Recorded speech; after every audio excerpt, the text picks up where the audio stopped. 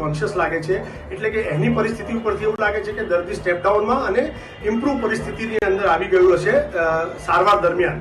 અને આની આખી જે ક્રેડિટ જે અત્યારે એવું કહી દેવામાં આવ્યું છે કે ભુવાજીએ જે વિધિ કરી એના થકી એ સ્વસ્થ થયો, તો એ વાત સંપૂર્ણપણે તથ્યમાં છે નહીં. એક અંધશ્રદ્ધા ફેલાવી શકે એવી આ પરિસ્થિતિ છે. આઈ થિંક દરેક લોકોએ એવું જાણવું જોઈએ કે જે કોઈ બી વ્યક્તિ જ્યારે સિરિયસ થઈ અને આઈસીયુમાં કે કોઈ પણ રીતે સારવાર માટે આવે છે ત્યારે એની જે પરિસ્થિતિ સારી થાય છે ડૉક્ટરની સારવારથી થાય છે, નહીં કે આવી માત્ર કંઈ વિધિ કરવાથી થાય છે. એટલે કે આ જે દાવો છે કે એમની વિધિથી આ દર્દી સારો થયો છે એમાં કોઈ તથ્ય નથી. બીજી મહત્વની અને અગત્યની વસ્તુ એ છે કે આ વ્યક્તિ જે ભુવા તરીકે પોતાની જાતને નિર્દેશ કરી રહ્યા છે એ સાદા કપડાની અંદર એક દર્દીના સગા તરીકે આઈસીયુ સુધી પહોંચી જાય છે.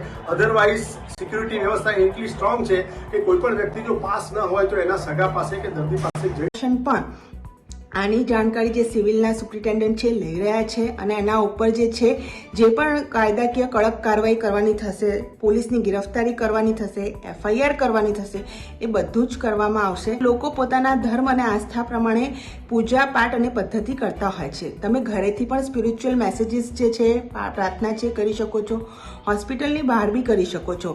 પરંતુ આઈસીયુ અને જ્યાં ઓપરેશન થઈ રહ્યા છે ને વોર્ડમાં જ્યાં પેશન્ટો છે, જો એના ઉપર આ કંઈ પણ કરવામાં આવે છે તો પેશન્ટને ચેપ લાગી શકે છે લાભાર્થીને, અને ઘણી વખતે ચેપ એટલો બી થઈ શકે છે કે સેપ્ટિસેમિયામાં કોઈનું મૃત્યુ બી થઈ શકે છે. તો જે પણ છે એને ખૂબ ધ્યાનમાં અને કાળજીમાં રાખવી જોઈએ. આ ઘટનાનું સંજ્ઞાન તાત્કાલિક સુપ્રિન્ટેન્ડન્ટ અને રાજ્ય સરકારે લીધું છે અને ત્વરિત કાર્યવાહી કરવામાં આવશે.